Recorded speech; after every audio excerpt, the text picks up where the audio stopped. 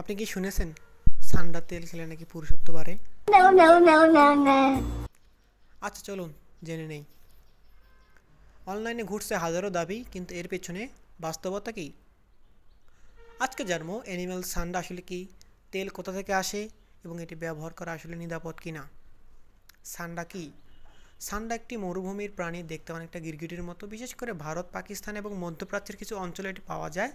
অনেক জায়গায় একে সোনালী গিরগিটি বা সান্ডা লিজার্ডও বলা হয়। এই প্রাণী থেকে সংগ্রহ করা হয় তেল, যেটাকে বলা হয় সান্ডা ওয়েল। তেল কিভাবে তৈরি হয়? এই তেল বানাতে সান্ডা প্রাণীটাকে মেরে ফেলতে হয়, তার শরীর থেকে চর্বি বের করতে হয় তেল বানানোর জন্য। এটি মূলত আয়ুর্বেদ ইউনানি চিকিৎসায় ব্যবহৃত, কিন্তু এখন বাণিজ্যিকভাবে অনেক ভেজাল প্রোডাক্ট বাজারে পাওয়া যায়। প্রচলিত দাবিগুলো: বাজারে বলা হয় সান্ডা ওয়েল ব্যবহার করলে পুরুষের যৌন দুর্বলতা দূর হয়, যৌন ক্ষমতা উত্তেজনা বাড়ে, বাহ্যিকভাবে লাগালে দ্রুত ফল পাওয়া যায়। কিন্তু দাবিগুলোর পেছনে বৈজ্ঞানিক প্রমাণ খুবই সীমিত বা নেই। বিপদের দিক: ভেজাল সান্ডা ওয়েল ত্বকে ক্ষতি করতে পারে, চুলকানি, ইনফেকশন এবং আরও বড়সড় সমস্যা হতে পারে।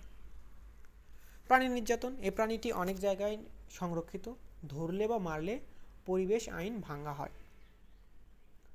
আইনি বিপদ: অনেক দেশে সান্ডা তেল কেনাবেচা অবৈধ, এটি ওয়াইল্ড লাইফ ট্রাফিকিং এর অন্তর্ভুক্ত। মানসিক প্রতারণা: মানুষ বিশ্বাস করে দ্রুত ফল পাবে, কিন্তু আসলে প্রতারণার শিকার হয়। বিকল্প পরামর্শ: যদি যৌন দুর্বলতা বা স্বাভাবিক সমস্যা থাকলে চিকিৎসকের পরামর্শ নেওয়া সবচেয়ে বুদ্ধিমানের কাজ। এছাড়াও আপনি ব্যায়াম করতে পারেন, স্বাস্থ্যকর খাদ্য, মানসিক প্রশান্তি এবং প্রাকৃতিক খাবার, যেটা কি সক্ষমতা বৃদ্ধি করতে পারে। আর ফেক প্রোডাক্ট বা অপ্রমাণিত কিছু ব্যবহার করলে ক্ষতির ঝুঁকি বেশি।